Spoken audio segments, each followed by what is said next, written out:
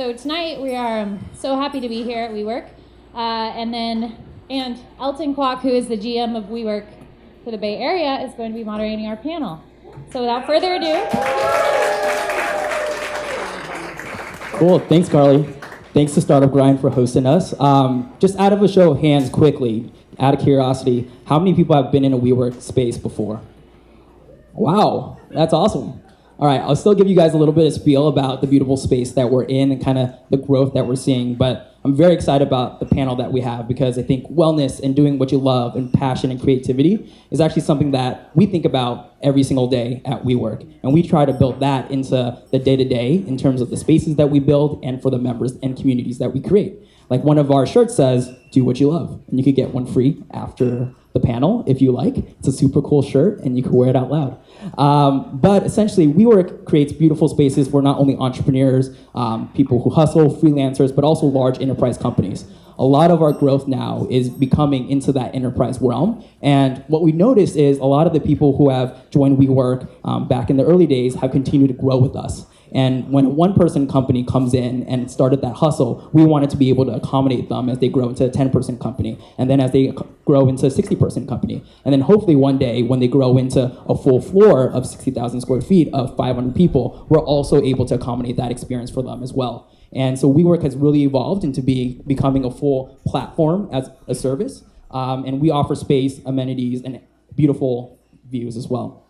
So without further ado, I'm going to announce some of our esteemed panelists that we have on this beautiful panel here.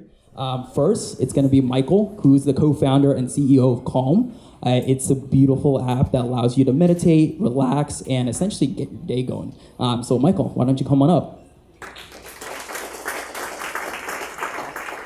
Next, we have Jen, who works at Cliff Bar. You can try some of the Cliff Bars right here to the left of me. They're awesome. If you go for a run on a marathon, you'll usually have these Cliff Bars in your pocket, which will allow you to get some energy, and I'll have Jen come up to describe more about what they do. And then finally, we have Chris from Zola. They have an awesome booth back there. Essentially, they started as a coconut brand and also does acai bowls. They completely rebranded recently, and I tried some of their drinks. They sent some to our offices, and it's been awesome, and I've been drinking it every single day this past week. So, Chris, welcome.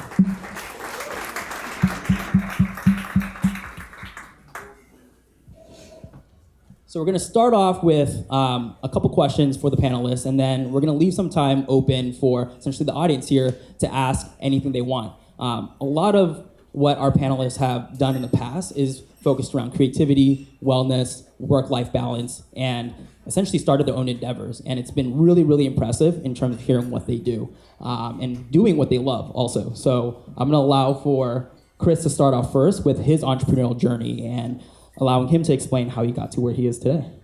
Cool, I get to go first. Welcome everyone, great to be here.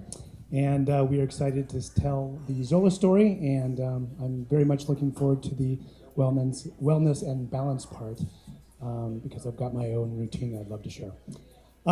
So quick thing on Zola, we are a San Francisco-based company. We are all about plant-powered hydration. As Elton mentioned up front, we actually got started with acai. A guy called me from Brazil saying, acai is getting hot. It delivers energia and vitaminas in a Portuguese accent, which was cool. So that was 2002. So we were one of the pioneers in acai. In 2011, what we saw was an opportunity with coconut water. I was set up our supply chain in Brazil, surfed down there, did yoga down there, drank a bunch of the coconuts down there to rehydrate. Kind of salty, tasted like dirty socks. What we realized is that there was an opportunity to take it into the mainstream market, and that the best tasting coconuts came out of Thailand. So in 2012, we launched our coconut water, became a major player in that space. And at that point, we were an ingredient company, acai company, and a coconut water company.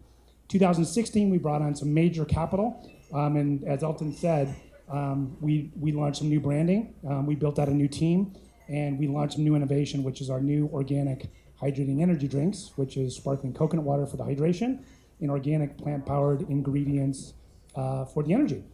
So, and very new. That all launched in August. So for us, it's a very, very exciting time. It's very, very busy. So balance and wellness for our company and certainly for me on a personal level is paramount. Awesome. Great story. Jen, do you want to share your story and how you got to where you are today?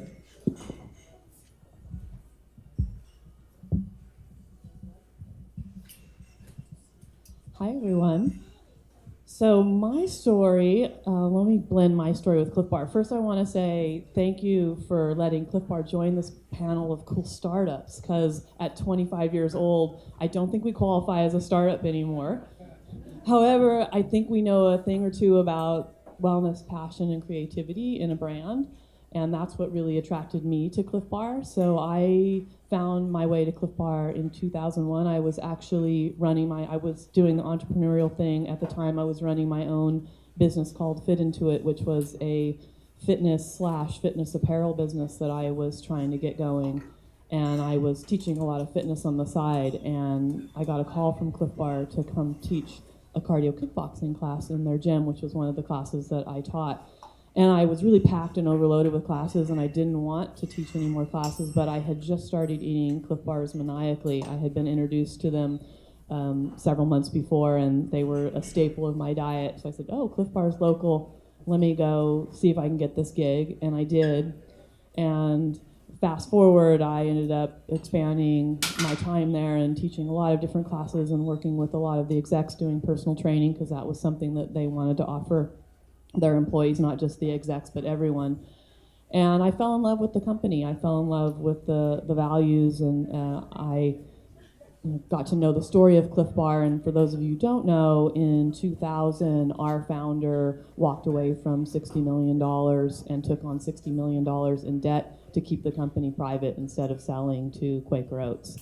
So super impressed with anyone who was willing to walk away from basically a life of ease and could early retirement, et cetera, and had a bigger vision for a company of keeping it private and creating a place where people would want to work, creating food that people want to eat, that looks out for the planet and looks out for the community. And that's really our mission as a company, which I'm super proud of and super passionate about. And so when an opportunity came to join Cliff Bar full-time, after I had decided that apparel was not my path, and that's another story, and if you're curious about that, I can answer questions later. But my passions were really around sustainable food and well-being and creating a corporate environment that I thought came forward with a soul and consciousness that could really start to transform what I think is a really broken corporate world out there. So that's how I found my way to Cliff Bar, and then somehow or another I managed to talk them into letting me do all of these roles that I didn't actually have the official resume experience for. But I had experience in other corporate settings doing healthcare management, and I had a degree in holistic wellness, and so I was able to take that experience and thread it into a vision for how we could bring a holistic approach to how we take care of our people at Cliff Bar, and I'm really happy that I was able to be a part of building that at Cliff. So I'll leave it at that. Awesome. Thank you. Michael? Yeah, hey, everybody. I love startups. I'm passionate about building companies and brands. I've been doing it since I was a little kid. I was one of those very annoying children that was always coming up with harebrained ideas and driving the neighbors around the bend, washing people's cars when they didn't want it, and everything else. And over the years, I've had some great adventures. I've had a lot of screw-ups and failures. Had a few successes as well, and one of the big ones was my last business, which was called Moshi Monsters. I don't know if anyone's ever adopted a Moshi Monster. No one? Good. That's probably good, because it's for 7 to 11-year-olds, so you're obviously far too busy and grown up. But Moshi was an online world for children, a bit like Tamagotchi, and it just grew like nothing I've ever seen in my life. We got up to about 80 million registered users around the world. We did toys and books and magazines. We did a movie and a music album. We sold about $1 billion worth of products. We had hundreds of employees, and I thought I was the king of the world. And then quite a humbling and stressful experience. As hot as it was, it then became the uncoolest thing in the playground. And the roller coaster started coming down fast. I had to lay off 200 people. Really, really stressful time. and didn't sleep well, had headaches constantly, was exhausted. And it was around this time that someone told me to try meditation. And I said, fuck off. Can I swear? Is that allowed? I wasn't very mindful back then. And I thought, that's not for me, that's for hippies, and that's religious, and it's woo-woo and a load of nonsense. But I started studying it. I was hearing more and more about it, and the neuroscience behind it blew me away. That was the light bulb moment when I realized this isn't about incense, this is about neuroscience. And just incredible how it changes every aspect of your life, and it had a huge impact on me.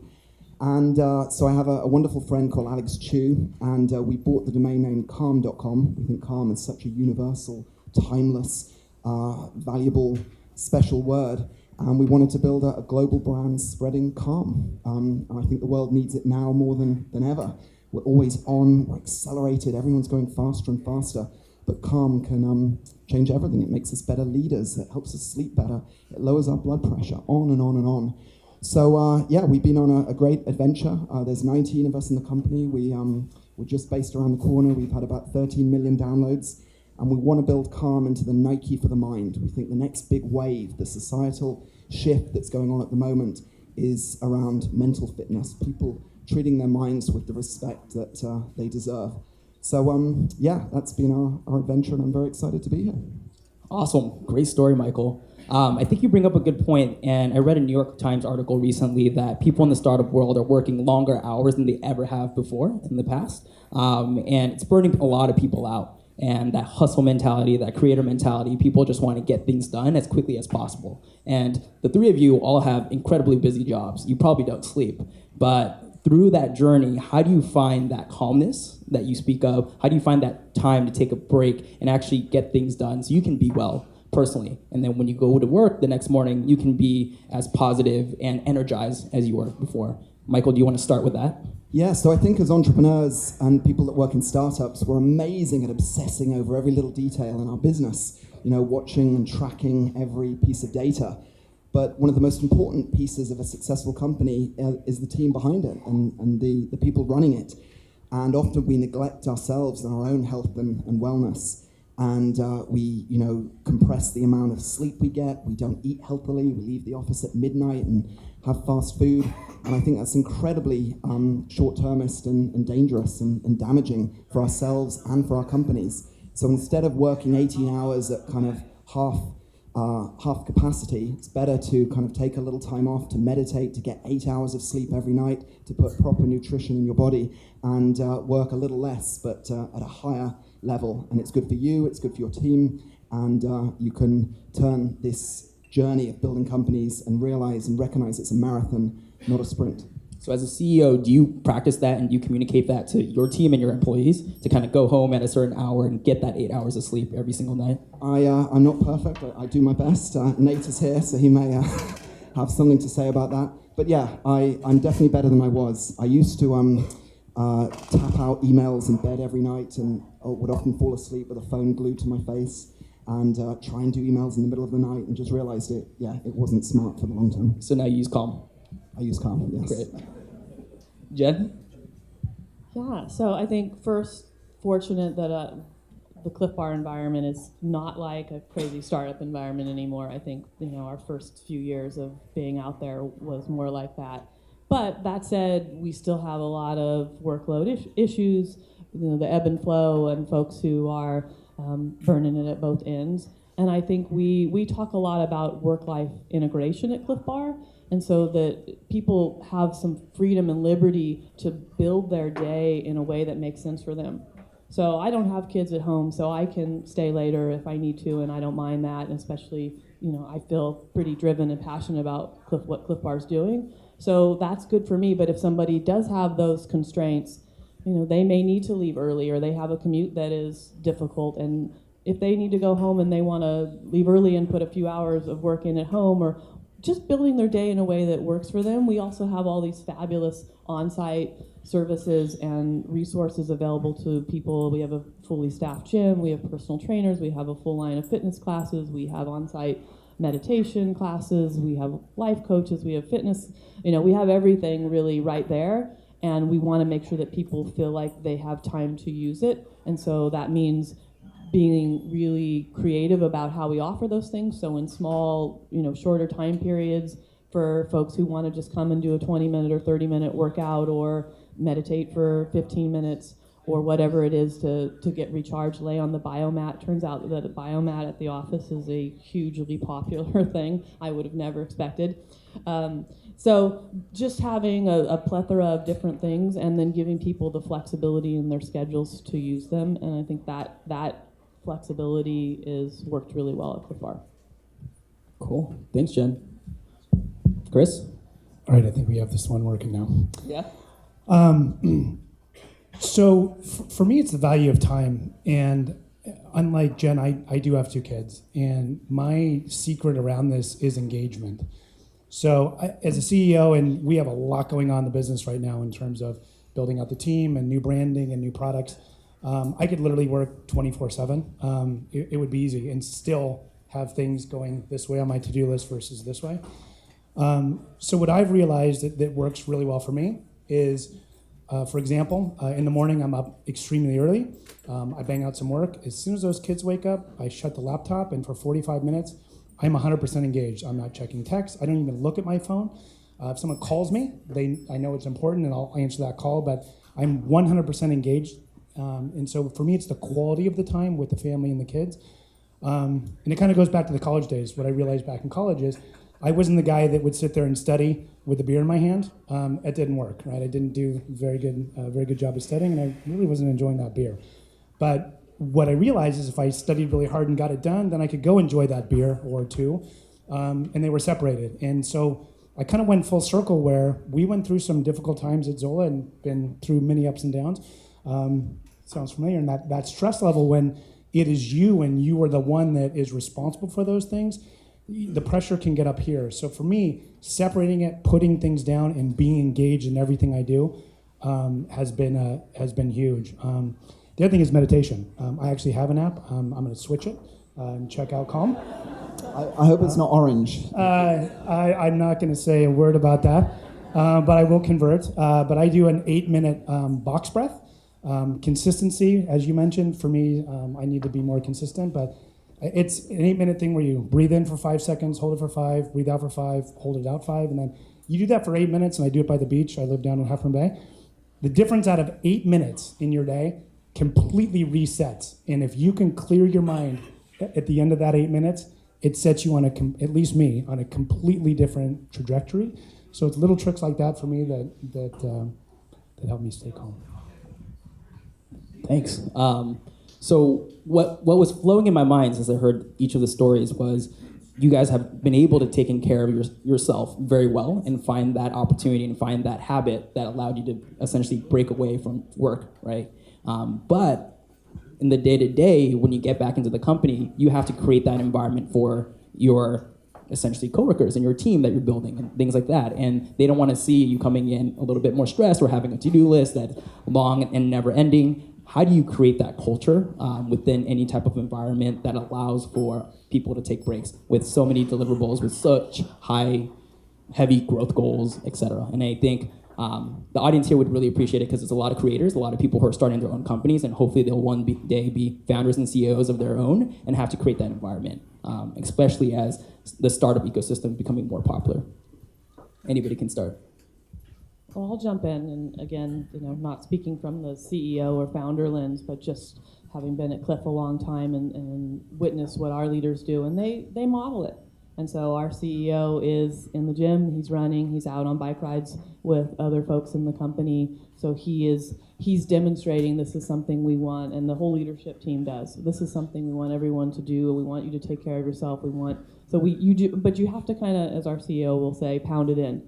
Right, you have to keep talking about it. You have to keep bringing it up. You have to keep modeling it. You can't just be in the gym once and say, "Hey, here I am." You have to talk about it a lot. Our CEO comes to every new hire orientation, and he says that about every time. Like this, we have a lot of great opportunities here. That Cliff Bar is a place you can come and really live your passion. You can come and actually get healthy instead of go and get stressed and get unhealthy. And so take advantage of that. And I think that makes a huge difference for people.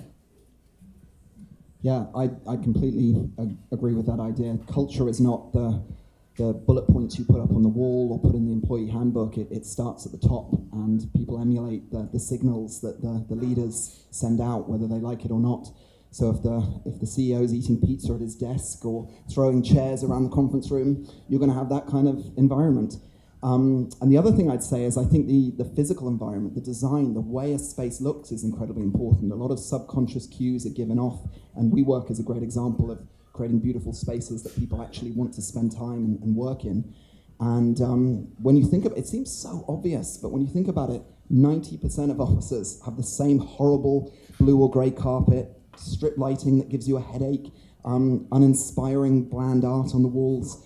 So I think that's a great place to start. And we spend a fair bit of money. Every company I've ever built, we spend a bit of time making the space look amazing, and it pays dividends. Everyone enjoys being there. It helps with new hires and so forth. Thanks for the plug.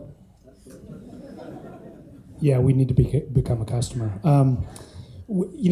To be frank with you, and I'm speaking to the 4 people we have here from Zola over by the hydration station, we have an opportunity to grow in that area. When I'm listening to you talk about biomats and the CEO out there, biking and doing those things, first of all, it allows me more time to surf, which would be great personally. But I think from a culture standpoint, we're not doing that. We have been so focused on building the new brand and building the new team and launching innovation that I don't think we've put enough time towards that. We literally had Elton give us a tour to look at something like this, and I think, and plug number 2 here, it's awesome, right? I mean, how would you not want to work here? It's incredible. So guys in the back from Zola, it's on my radar, trust me. We'll be talking about that very soon. Pete and I, we're talking about it tonight. So I think we have an opportunity there, but I think it does start at the top. We have an opportunity to grow there, and we're going to get into that. So we're going to do a box breath every day. Devin, the guy back there in the middle with the cool hipster beard, he actually started our company in shipping and was so outgoing. We're like, man, we got to get you out of shipping and get you out in front of people.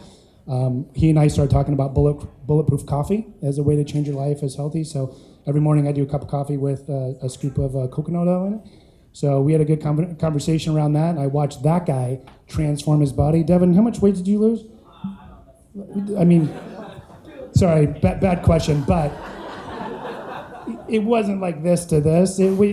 But significant to where you're like, man, you look amazing. And now he's doing jiu-jitsu. And I saw on one person, it changed their life of one thing, of just a recommendation of wellness. So I can only imagine if that went through as a big corporate initiative to come through the whole staff. So I appreciate the fact of sitting here and hearing your personal story. So that's an initiative we're going to work on immediately.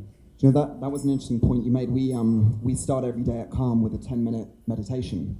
And I was chatting to a journalist yesterday in London, and I told him this on the phone, and he just burst out laughing. He said, that's the most California thing I've ever heard. And I was like, oh, okay, maybe it is, but it seems a bit weird, but it's such a wonderful way to bring the team together. You come in from the subway, or you're stressed about a phone call you've just had, and suddenly the whole team settles and centers together, and then we check in with each other, we see how our morning's been, and what a great way to then go forward throughout the rest of the day. Well, and I think California is different, right? We are in our own world. We have a pace that's different than anywhere in the world, except maybe New York. It's like this, right? There's a reason you guys are all here. You guys are all hustlers. It's a weeknight, right? You're going to be here till maybe 9 o'clock. We're used to that fast pace, so I couldn't agree with you more. I've got friends that live in other areas and like, all right, what are you Californians doing, right? And I think that's why for me, that engagement of being focused in what you're doing, when you're in, you're in. And when you're out, you are calm. I think that is critical. Awesome. I mean, that's inspiring me. Wellness is something that we've been talking about very often, especially in my Northern California leadership team. Yesterday at our all hands meeting, we essentially practiced what is something that we're going to change in our morning routine throughout the week. And we're going to challenge each other and get in small groups of 4 and essentially list out one thing that we want to change. My thing was to hopefully sleep by 10. And that's an aspirational goal. I'm not sure if that's going to happen, but we'll try it. And if I can get that done once in the week, then I think I'll be proud. So speaking of that, what is the morning routine that each of you guys have? And what is something that you want to change with it too? Yeah, I can start. So my, as I mentioned earlier, I get up at 5:30 every day, grab my homemade bulletproof coffee. And then I hit my computer. That's a way for me to catch up. I see what's going on the East Coast. Girls come up, and then I'm doing my thing. A lot of times, once everyone gets out the door, I'll go jump on my surfboard for 30 minutes. I'm about 4 houses in from the beach, and I can see the ocean. So if it's calm and beautiful out there, I'll either walk out and do my meditation, or if I have time to get in the water, I'll go paddle for 30 or 45 minutes. And for me, surfing or just paddling, I can take that two ways. One is I don't think a lot of people have just enough time to think, and that is my think time. So there are things I was telling you earlier. This morning we had some things going on, and I got about a half hour on my surfboard, and it was beautiful on the coast. And I came out of the water. I'm like, why don't I do this every morning? So for me, that's my morning routine, and again, being engaged and very focused. What I would change is I think being more consistent. I think making it more of a routine, especially on the meditation side. Who doesn't have 8 minutes or 10 minutes to meditate every single day if you believe in the benefits? And so I think making that part of the routine is something that I'm going to commit to. First off, that's an awesome morning routine. Like, who has the opportunity to go surfing or paddleboarding in the morning? I don't know how many other people in here have that opportunity, but it's awesome. Jen? So my routine is going to be starkly different. So let me just start by saying I am a sleeper, and I need my sleep, and I believe in sleep, and let me put a shout out for sleep for all of you who are getting up at 6 a.m. to work out and are only sleeping 5 hours a night. I think you're doing a huge disservice to your health. So I actually, I'm a night owl, so I stay up a little bit later. So I sleep till 8 a.m. usually, sometimes a little bit late, a little bit earlier. I'll get up. I live 10 minutes from where I work, so I can bike to work really easily. So I get up and I have a non-bulletproof coffee. It's coffee with half and half. And I don't know does that have a name? I never heard bulletproof coffee before. I do love coconut milk, so I used to do a coconut milk half and half blend in my coffee, which was a weird thing. But anyway, so I have my coffee, and I have some reflective time in the morning. So I like to sit down and usually it's reading the news or just seeing what's happening in the world, or just kind of sitting quietly and enjoying my coffee. The meditation practice on a more regular basis actually is something I would like to change. So I'll say that and admit that as well. And then I head off to work, hopefully on my bike, sometimes in the car. And I start my workday at 9, and it's pretty chill. And then more active stuff happens like at lunch or after work. Cool. Michael? Yeah, like Jen, I think sleep is something I treat very, very carefully and valuable and treasure. And it's weird, of all the things that we do for our health and wellness, sleep, it seems to be the one that people almost show off how little they get, and getting not enough sleep is like being drunk at work or eating really bad food, and we don't show off about that. So there's a great book that I'm in the midst of reading by Matthew Walker, a neuroscience, called Why We Sleep. It's just come out. It's amazing. If you want to learn about sleep and be terrified about how dangerous it is to get too little, I'd definitely read that book. I think one of the facts was if you sleep less than 7 hours a night, that's the equivalent for your health of smoking. It'll take about 20 years off your life. It's extraordinary, the knock-on effects that we're discovering from lack of sleep.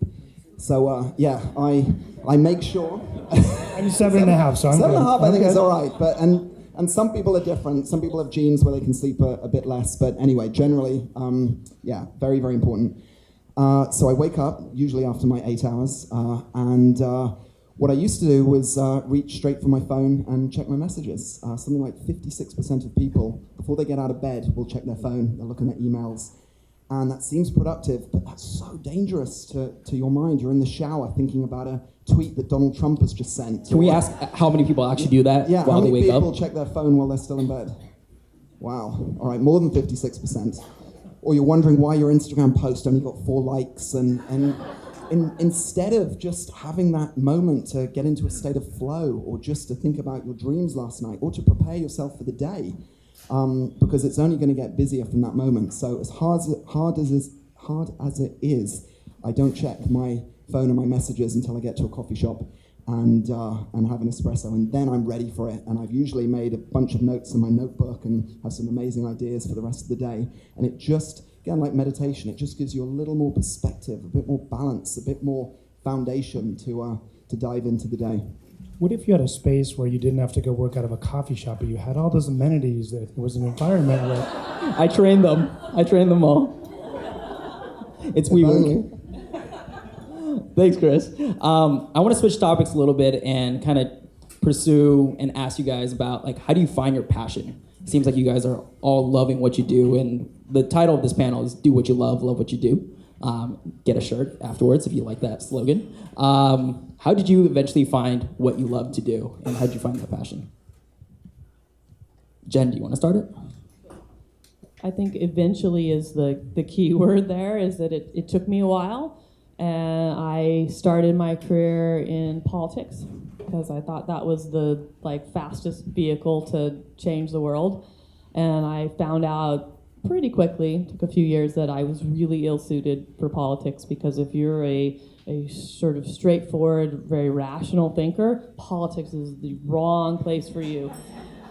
But that was a good learning, and I think it taught me a lot of valuable lessons. And I have always been passionate about health. I think when I was a little kid, I wanted to be a doctor, so I still had that passion around health and healing and fitness, and so I started to go on that path. And I had a stint in healthcare administration, and that didn't really feel like it was sticking either. And that's when I broke out on my own to do the business, have my own fitness business, and try this apparel business, mostly on the apparel front because I had an idea around a better pair of fitness pants that Lululemon eventually stole, but that's all right. So it's my fault. But so then I found my way to Cliff Bar, and I think it really woke me up to my passion was really about helping people reach their potential, both myself and everyone else, and really trying to change the corporate paradigm. Because when I looked out at the world and I looked at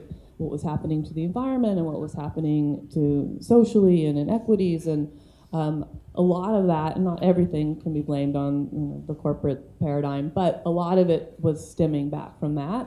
And I think really for me, a moment of revelation was when I was there, when our founder, Gary, rolled out our 5 aspirations. And that was shortly after he decided not to sell Cliff Bar. And he said, this is why we're going to stay private as a company, because we're going to sustain community, planet, people, business, and brand. So we're not going to have one bottom line, we're going to have 5 bottom lines. And we're going to weight all of those bottom lines equally.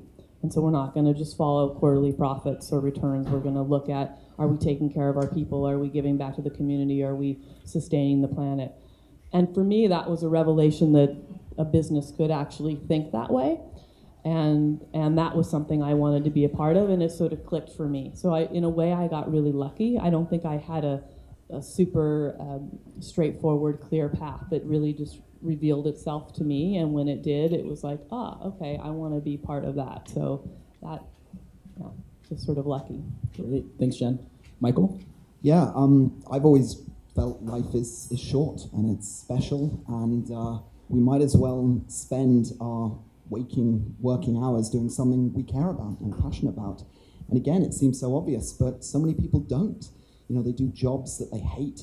They can't wait for the weekend. They can't wait till they retire. I mean, what a way to spend your one and precious only life. So I think it's so important to find something that you really care about, and that work and life almost when they do become this blend, it makes everything more interesting. Everywhere you go suddenly becomes an opportunity and a chance to learn and develop. And I think, having worked in the kids space for so long, I think taking inspiration from how kids see the world is so valuable. That wide-eyed wonder, that awe, that curiosity about everything. So if you can go through life approaching everything like that, I think you're going to be far more likely to find your passion and something you love. And something else that I think is valuable is asking questions. My grandmother used to tell me to remember that I have 2 ears and 1 mouth, and use them in that ratio. So listen a lot more than you talk, and you learn, and that's a great way of finding out what your passion might be and what you want to kind of spend your life on. Yeah, for me, it was a little different. I didn't have a clear path coming out of college. I think I paid my way through college, working in restaurants in high school and through college, and was a general social studies major.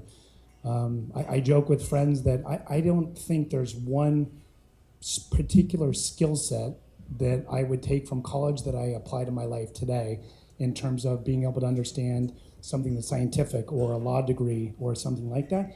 For me, it was finding out that I wanted to be an entrepreneur. I've never had a full-time structured job outside of about a 2-year job with a mortgage company where they brought you in, trained you, and said, now go out there and go do mortgages, which was quite entrepreneurial on its own. So if you'd asked me back in the day if I would have been into running a beverage company, it wasn't even on my radar. I did follow my passions.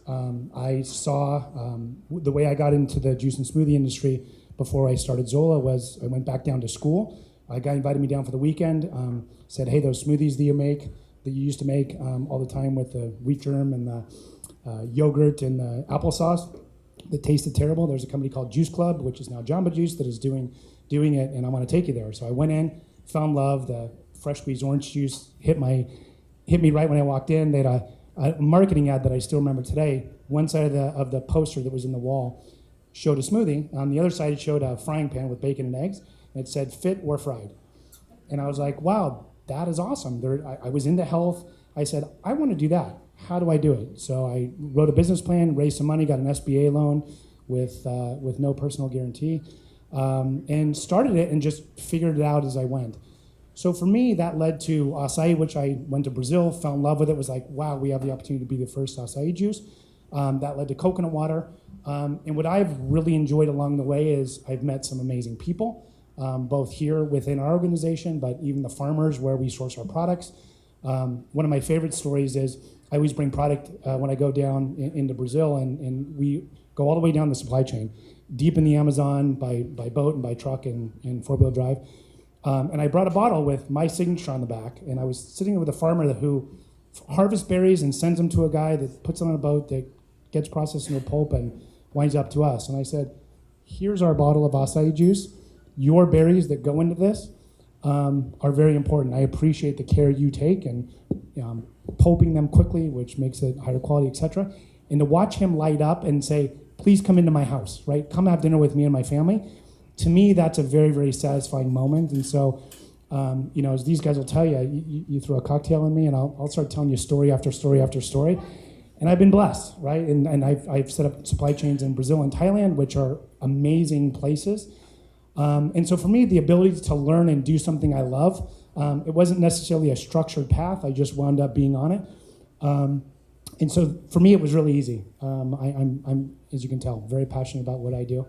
And I love it. And I think what we're doing today is we're just getting started. So my big criteria is, number one, I want to be able to make a difference. 2, I want to be able to learn.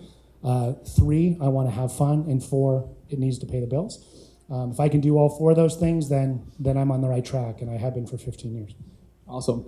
If you haven't tried a Zola drink, it's awesome. I have really tried it every single day this week. I got a whole assortment, and I tried every flavor. My team members can vouch for that. So I actually host a podcast on the side. It's called Fish Sauce, and we're essentially on the mission to try to find our entrepreneur's secret sauce. And a lot of the guests that we bring on that podcast have actually started in very corporate traditional jobs. And Michael, you kind of stuck to me as someone who does not want to pursue that path and then make a switch. And then Chris, you did the same quickly as well. What is each one of yours individual secret sauce? And as we have a lot of entrepreneurs out here, I'm sure they're thinking the same. Tough one. Sparkly belts, I think helps. Great way of making new friends wherever you go.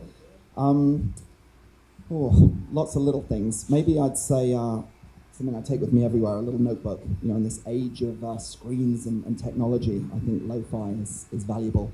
And when I'm on a night out and had a few drinks, and I'll normally just scribble and doodle in my notebook, and the next morning read through it and capture some of those bonkers ideas. So I'd say that's my secret sauce. Great.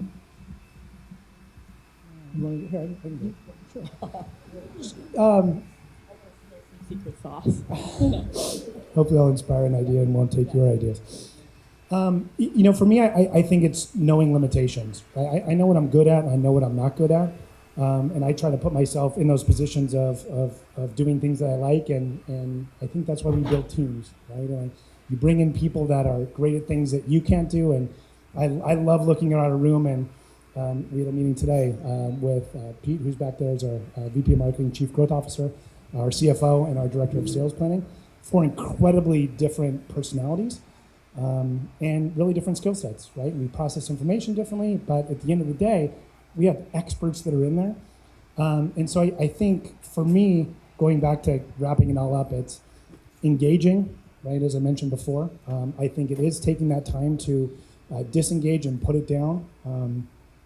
But then I think it's putting yourself in a position where you have your strengths. And for me, if you're doing that and you're passionate about what you do, you really can't go wrong.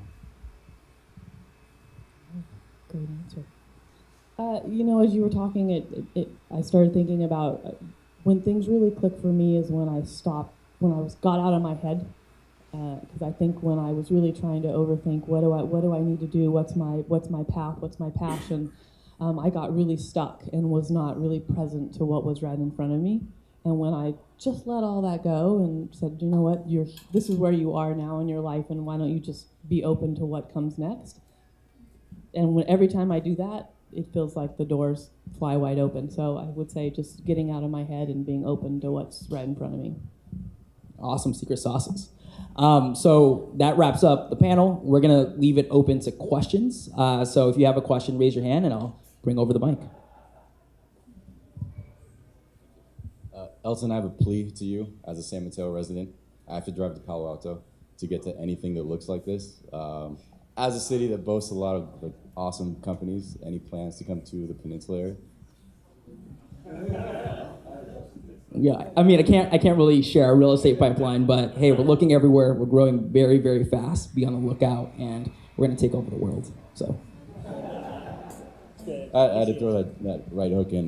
Michael, you mentioned the company kind of felt like a downhill roller coaster at one point.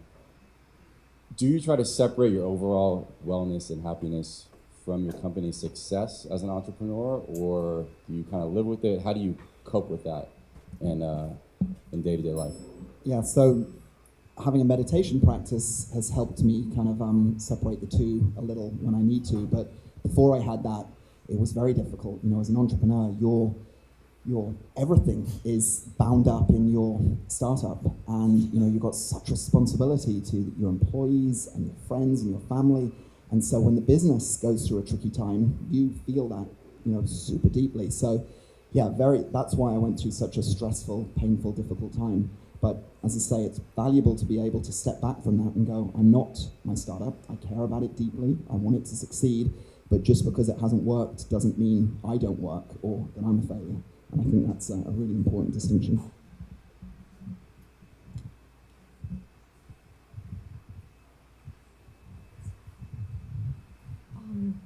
Maybe it's for all of you.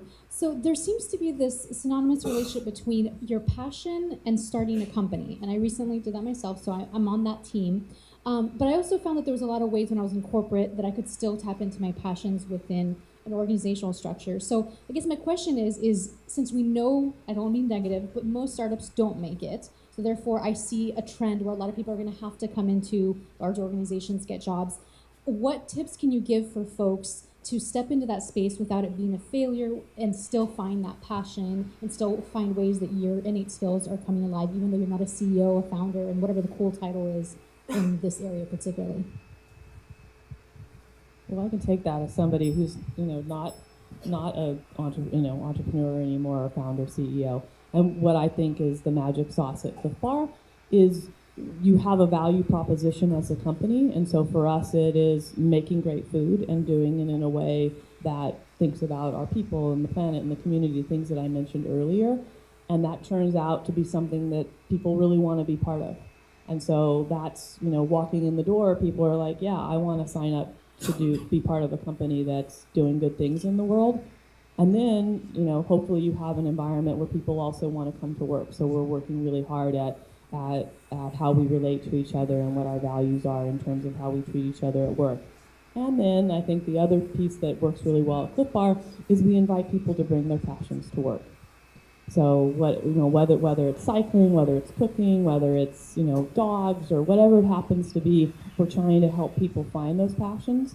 bring them to work or find new passions, which has been true for me, having been at Cliff a long time. Like, oh, it awakened passions I never knew I had. And if you can bring that alive for people at work, it doesn't matter whether you started the company or someone else started it. You feel like you're part of something special, and that's what I think people want. So one question over here. So, do you think the pursuit of wellness can ever hamper productivity? And if so, what do you do to rectify it when you've gone overboard and, it's unproductive?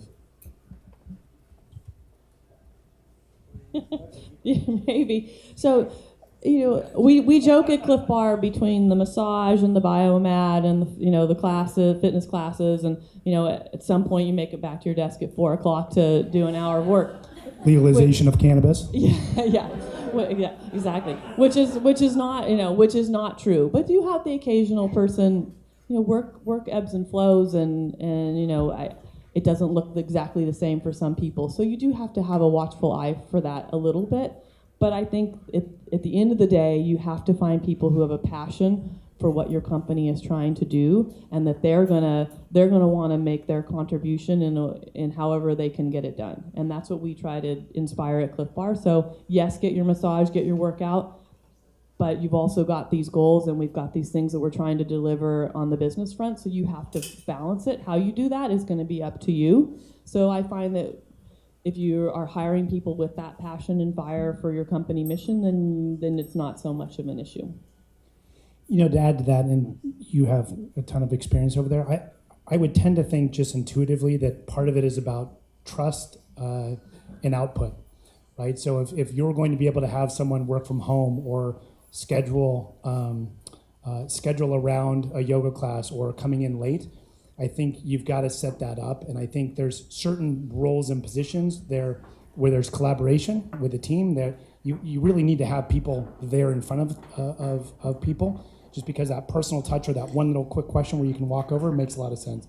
But I think there's other roles that you can have people remote. And I think that another opportunity we have is just even using technology.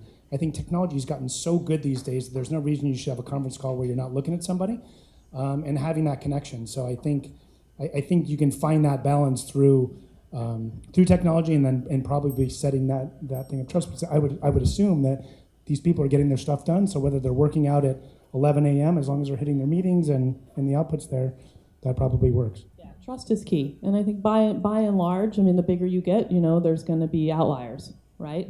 So, but by and large, people are getting their work done, and we trust them, and we want them to take care of themselves. So we're not really closely monitoring how much time you're spending in the gym. You do consulting work. I am always happy to help a like-minded company bring up their culture.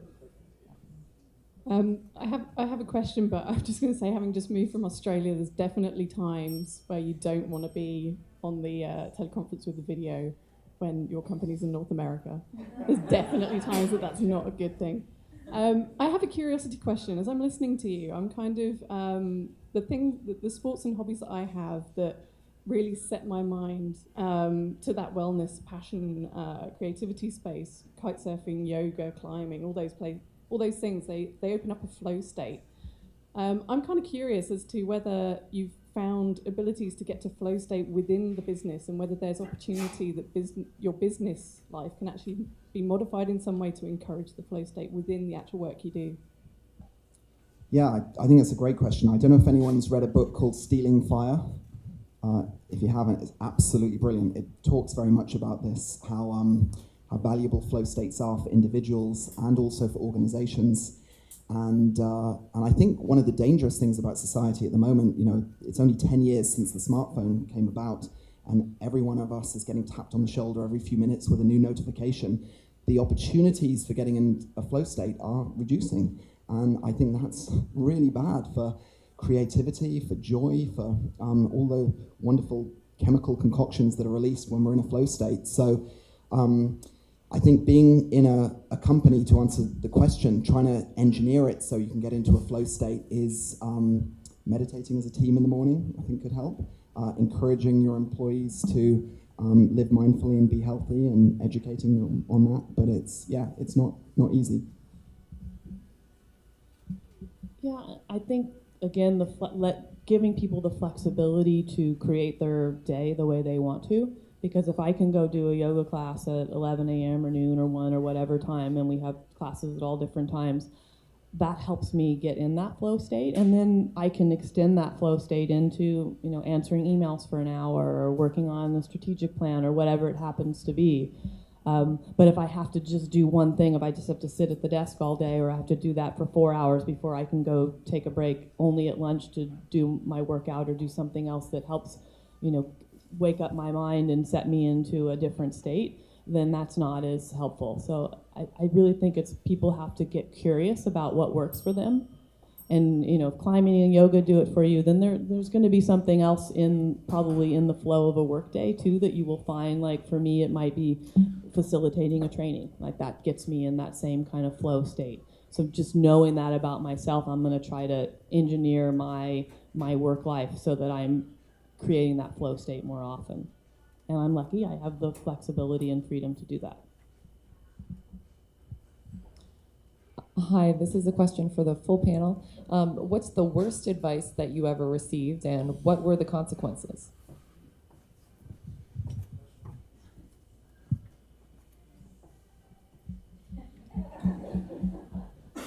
What popped to mind for me, and this goes way back to my political days, is so I worked as a legislative aide for a local politician, and as it became clearer and clearer, it wasn't the right job for me, but I hadn't quite accepted that in my mind yet.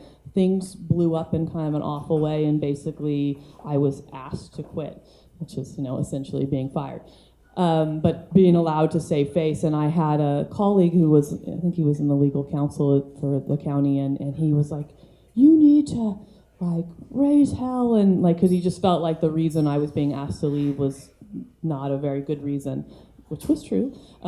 However, that moment I could have raised a big stink and walked out in a big huff, but it wouldn't have served me well because one, it wasn't the right job for me anyway. So I think, and it sounds sort of trite, but picking and choosing your battles was the message for me. Just because something is unjust or isn't right doesn't mean that that is the battle you have to engage.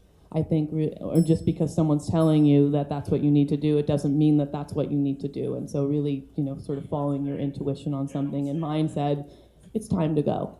And if you go in a nice way, then this person who's in a position of power, who's a politician, might still have good thoughts about you, which was totally true. So it ended up being the right thing to do. For me, the worst advice came from a family member, well-meaning, but many years ago, I was working in a bank. I'd watched Wall Street as a kid, and I thought being in investment banking was the coolest thing ever. It wasn't. And I remember telling this family member that I was going to quit and launch a company. And he was like, Michael, the Smiths aren't quitters. You stay in that business. That's a safe, sensible job. And I'm very glad I didn't listen to him, because the last, God knows how many years have been the most amazing adventure. Yeah, mine's also about quitting, but on the other side, when you start something and you're going through troubles and people say, well, quit, you can go get a job, you can go do this, you can go do that. And I think the difference between an entrepreneur and probably a lot of you in the room and a big company is the ability not to quit and the ability to persevere. And I think, and I'll give you a couple examples. We're in the beverage world. There's a couple pretty big beverage brands out there. One might be blue and red, one might be red, you guys probably heard about, Sparkly, Bubbles. Right? Those are massive companies with huge dollars, right? They had an opportunity to buy Red Bull way back when for $300 million. They're like, we're big, we're gonna launch our own brand, right? They launched their own brand, and a company like that, if it doesn't get out and they don't see the path, they're gonna rip the Band-Aid off and be like, we lost $250 million over here. But you know what? An entrepreneur doesn't do that if they're passionate. An entrepreneur doesn't quit. They will tinker until they get it right. And there are so many stories you hear from entrepreneurs where there's that inflection point, right? It's at what point in time do you hit that success level? In fact, I was speaking at a beverage conference 4 or 5 years ago in New York, and we were talking about pivoting, and we had changed the brand from just being an acai brand to being a coconut water brand. And our strategy was great. We brought coconut water into the produce department. We had no slotting fees, which is paying for shelf space essentially. we built these huge displays, and all of a sudden we were on the map and on fire. And that had happened about a year and a half, 2 years prior to the speaking engagement. So what's happening is people were coming up going, man, Zola, you guys are everywhere. You guys are on fire, right? And at that point, it was about 12 years into the business. And they said, how long have you been wrong? 2 or 3 years? And I said, yeah, no, a lot longer, right? We're the 12-year overnight success. That's what you guys are, right? If you're entrepreneurs out there and you're in that grind and you're going for the hustle, if you believe in it, I mean, there's some times where, yeah, it's not working and you need to know what the fatal signs are. But if you think and you truly believe in your heart that you can get there, and if you need one ingredient, whether it's capital or a team or a breakthrough innovation or something that's going to get you there, keep going, right? Listen, if it's really going to go, get out as quickly as you can and don't look back. Learn, right? Learn from that mistake. But to me, that was the worst advice I got was quit. And my wife told me not to quit about 13 times, at least 13 times. Great. I think we ran out of time, and what a great way to end.